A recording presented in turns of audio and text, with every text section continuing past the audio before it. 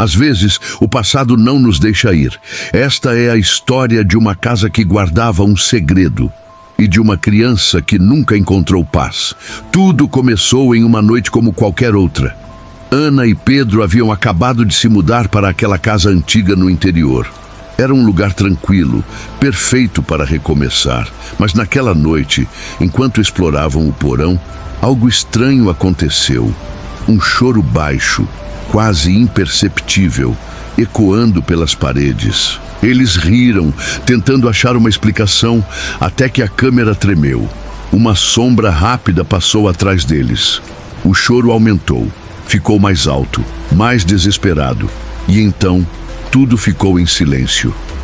Essa foi a primeira vez que ouviram a criança, mas não seria a última. E agora eu vou contar a vocês o que aconteceu e por que essa história nunca deveria ter sido revelada. Ana e Pedro eram um casal comum, cheio de sonhos e planos para o futuro. A casa no interior parecia o lugar perfeito para começarem uma nova vida. No primeiro dia, enquanto desempacotavam, riam e brincavam, imaginando como seria a vida ali. A casa era antiga, cheia de detalhes charmosos, mas nem tudo era tão idílico quanto parecia. No segundo dia, um vizinho idoso apareceu para dar as boas-vindas. Ele parecia hesitante, como se não soubesse se deveria dizer algo. Finalmente ele soltou: "Essa casa tem uma história. Há décadas, uma família desapareceu aqui. Nunca encontraram os corpos. Dizem que algo aconteceu no porão, algo que ninguém deveria mexer." Ana e Pedro riram, é claro. Coisas de cidade pequena, pensaram. Superstições. Mas naquela noite, enquanto assistiam TV, ouviram algo que não podiam ignorar. Um choro baixo vindo do porão. Pedro pegou uma lanterna e desceu as escadas, com Ana logo atrás. O porão estava vazio, como sempre. Nada além de caixas e móveis velhos. Eles riram de novo, tentando se convencer de que era apenas o vento ou um animal. Mas, no fundo, ambos sentiram algo. Algo que não conseguiam explicar. E foi assim que tudo começou. Os dias seguintes foram tranquilos, mas as noites eram diferentes. O choro voltava sempre no mesmo horário, sempre vindo do porão. Ana começou a ter pesadelos. Em todos eles, uma criança chorava pedindo ajuda. Pedro, sempre cético, tentava convencê-la de que era apenas estresse. A mudança, o trabalho, a gravidez, ele dizia. Sim, a gravidez. Ana havia descoberto que estava esperando um bebê, e isso só aumentava sua sensibilidade. Mas uma coisa era certa: aquela casa tinha segredos.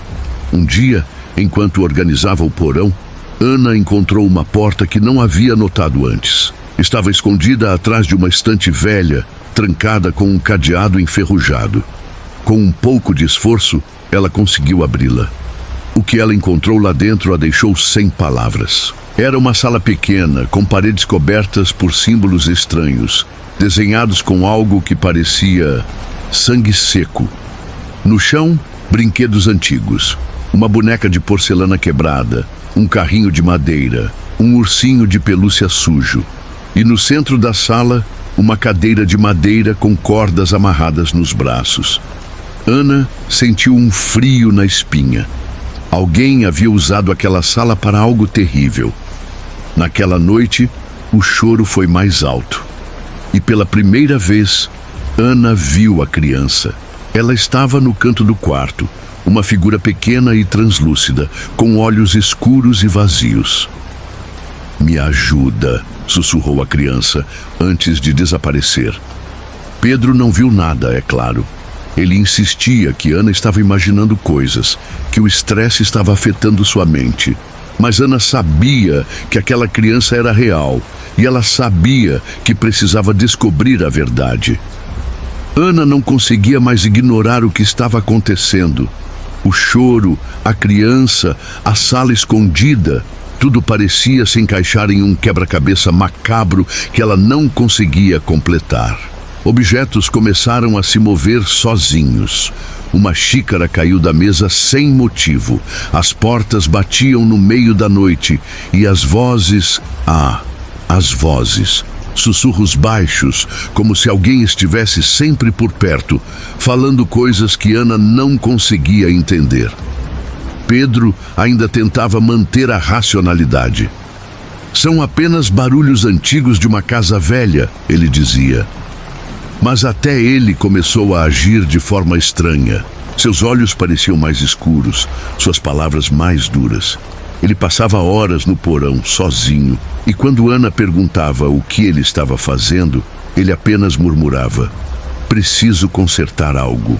Ana sabia que algo estava errado. Ela começou a investigar por conta própria, e o que descobriu a deixou em pânico.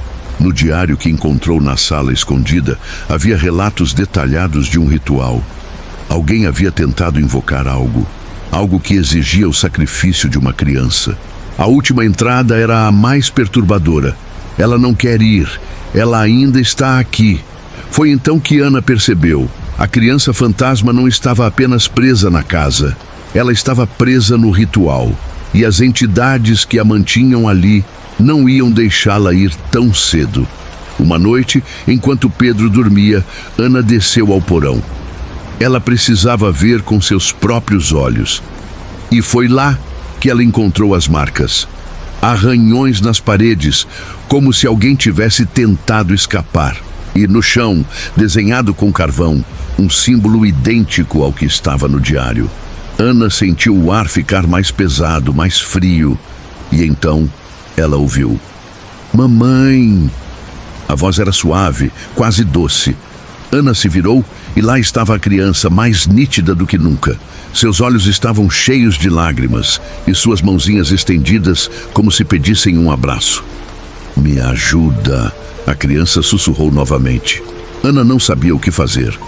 Ela queria ajudar, mas como? Como libertar uma alma presa em um ritual que nem ela entendia completamente? E então veio a pior parte. Pedro apareceu na porta do porão, mas não era mais Pedro. Seus olhos estavam completamente negros e sua voz era de outra pessoa. "Você não deveria ter vindo aqui", ele disse, com um sorriso que não pertencia a ele. Ana correu para cima, trancando a porta do porão atrás de si. Ela sabia que precisava de ajuda, mas quem acreditaria nela? Ana estava encurralada. Pedro, ou o que quer que estivesse controlando ele, não a deixava sair de casa. As entidades estavam se fortalecendo e a criança fantasma parecia cada vez mais desesperada. Foi então que Ana encontrou a resposta no diário. O ritual poderia ser quebrado, mas havia um preço. A casa precisava ser destruída. Ela sabia que era arriscado. A casa era tudo o que eles tinham. E Pedro ainda estava lá, em algum lugar. Mas Ana não tinha escolha. Ela precisava proteger o bebê que carregava. Naquela noite, enquanto Pedro dormia, ou fingia dormir, Ana preparou tudo. Ela espalhou querosene pelo porão, pelas paredes, pelos móveis. Cada passo era um desafio, cada segundo uma eternidade. Mas quando ela acendeu o fósforo, Pedro apareceu. "O que você está fazendo?" ele gritou, com uma voz que não era a dele. Ana olhou nos olhos dele e viu algo que a deixou sem ar. Por um instante, ele era Pedro de novo. Ele estava assustado, confuso. "Eu te amo", ela disse antes de jogar o fósforo. O fogo se espalhou rapidamente, engolindo tudo em seu caminho. Pedro tentou impedi-la, mas as chamas eram implacáveis. Ana correu para fora, segurando a barriga e rezando para que o bebê estivesse seguro. E então ela ouviu: "Obrigada." Era a voz da criança, suave e doce, como um suspiro no vento. Ana olhou para trás e viu a casa em chamas, e por um instante viu a criança sorrindo antes de desaparecer para sempre. Ana e Pedro sobreviveram. O fogo consumiu a casa, mas eles conseguiram escapar a tempo. Pedro não se lembrava de nada do que aconteceu, mas Ana sabia que ele estava livre. Por um tempo tudo pareceu bem. Eles se mudaram para uma nova casa, longe daquela cidade, e começaram a reconstruir suas vidas. O bebê nasceu saudável e Ana finalmente sentiu que poderia respirar. Mas algumas coisas nunca nos deixam. Anos depois, enquanto observava o filho brincar, Ana notou algo estranho. Ele desenhava símbolos na parede, símbolos que ela reconhecia muito bem. E quando ela perguntou quem era a amiga com quem ele conversava, ele apenas sorriu e disse: "Ela voltou." Ana olhou para o desenho que ele havia feito. Era a criança fantasma, com um sorriso tranquilo e os mesmos olhos escuros e vazios. E então ela ouviu um choro baixo vindo do porão. Ana nunca contou a ninguém o que aconteceu naquela casa. Ela tentou seguir em frente, tentou acreditar que estava tudo bem. Mas algumas histórias não têm fim. A criança fantasma nunca foi embora. Ela apenas esperou. Esperou pelo momento certo para voltar. E agora ela está aqui. Olhe ao seu redor. Escute com atenção. Você pode ouvir o choro baixo, o sussurro no escuro.